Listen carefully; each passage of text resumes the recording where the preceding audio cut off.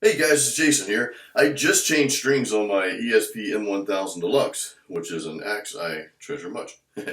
So I wanted to share a couple of clips. I've got something I recorded with the old strings, and then I've got something, the same song that I recorded, just a piece of a song with the new strings. So I wanted to share those clips with you guys so you can hear the difference, and you might be surprised by my final thoughts on this. But we'll talk about that more after the clips.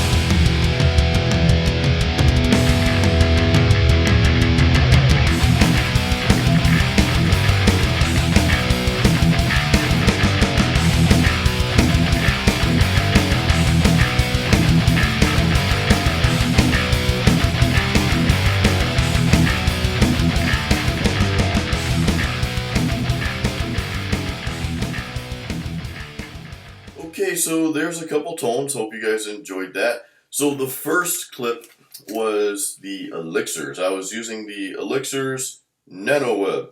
No, no, no, no, no, no, no, no. No, no, no, no, no, no.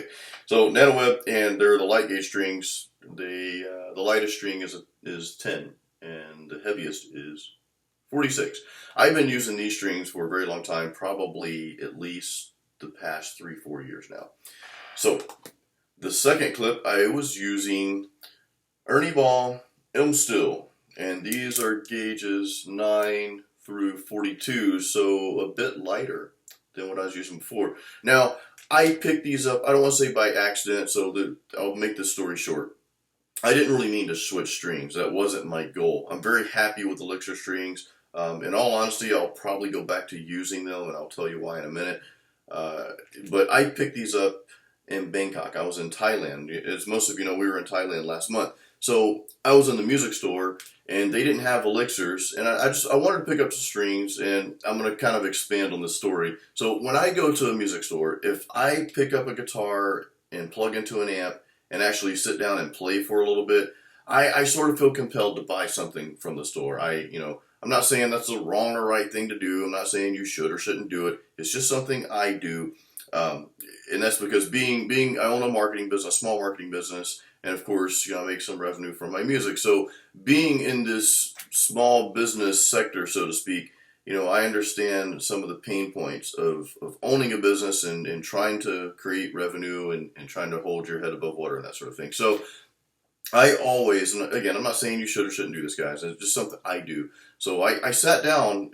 I can't remember the name of the music store in Bangkok, but I think it was in the Siam Paragon Mall in Bangkok. And I played the EVH 5153 amp, the combo, and holy crap. I'll get to that in another video, but I'm probably going to be picking that up at some point. Not at Bangkok, of course. I'll probably get it from Sweetwater somewhere here in the States. But anyway, so I felt compelled to pick up something. So I saw these strings. I'm like, they don't have elixirs here. Let me just pick these up. So that's the short version of the story. Or maybe it was a long version because it's kind of long.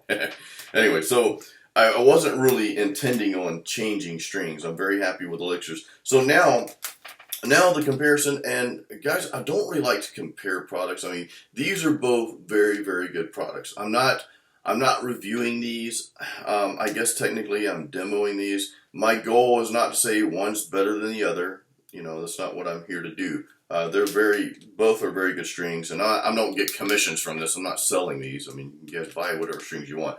I'm probably going to go back to my Elixirs, though, guys. I just changed strings yesterday, and I'm seriously thinking about, as painstakingly of a process as it is, I'm thinking about changing my strings today back to my Elixirs. Again, I'm not saying these are bad. They're a little too tinny. Obviously, the gauge difference. I'm used to playing 10s. You know, these are 10s, these are 9s. So there's a slight tone difference, as you can see, or hear rather, in the clips. So I don't know. The other thing I'm not too fond of the M Still is I feel my fingers getting stuck when I'm playing. I feel like the Elixirs are very, very smooth, and it's because of that coating. Now, some people don't like Elixir strings. Some people say that the coating on the Elixir strings takes away from the tone. I don't really care for super bright tones anyway, so Elixirs kind of work for me. So again, I'm not saying one's better than the other. I'm just saying this is Jason's preference. You know, if some of you guys are playing with these, or whatever other strings, and you love them, by all means stick with it. I'm not trying to sell you on anything. So on that note, you're probably wondering what beer I'm drinking. Well, I'm not drinking beer because it is Sunday morning and it's a little too early for that. I am drinking coffee. I love coffee. And I think this is Starbucks. We like to make our own coffee, you know, in the mornings on Saturday and Sunday. Those are like times for breakfast and cartoons. Yes, I'm 40 plus and I still watch cartoons. Teen Titans and The Amazing World of Gumball is what we're watching these days. Really weird cartoons, but very, very funny. I like them. So anyway, I'm going to record, though. I'm not watching cartoons this morning. I'm going to record some more music because I'm working on, as you guys caught from my last video, I'm working on several different projects. I'll go over them real quickly. I know I just went over them, I think, like 2 days ago. But I'm working on an album, a concept album, and I'm hoping that's going to be released by January, by the end of January.